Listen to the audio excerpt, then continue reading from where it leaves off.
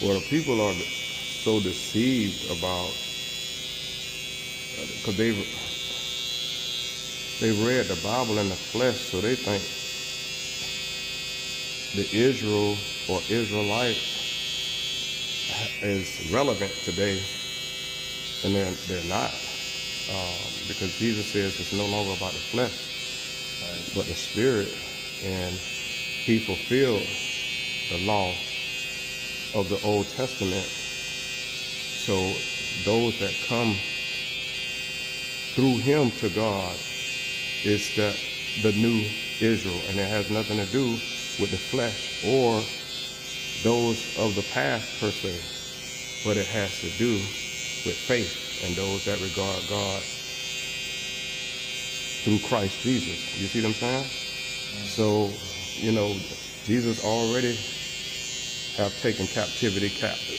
So he's already have sufficed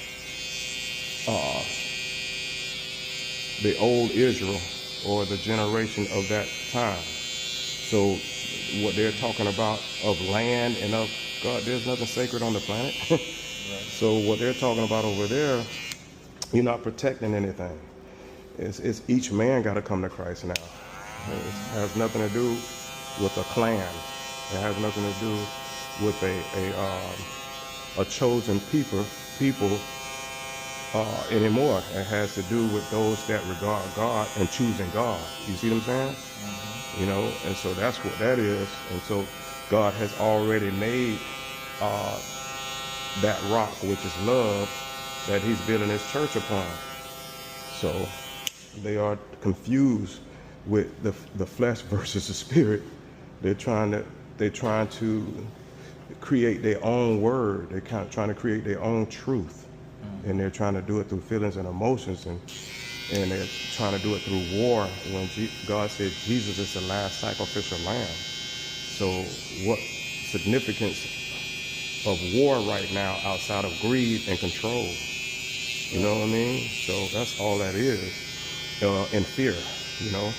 And that's the same thing that was in Egypt when the Pharaoh now feared that the Hebrews were outnumbering them. So because the people see you how they see themselves. So he saw himself as an evil and a person that would take over if he got the bigger numbers. So he saw the Hebrews taking over. But that wasn't even on their mind. They were just being what they were supposed to be, slaves, you know what I mean? Mm-hmm. And living. And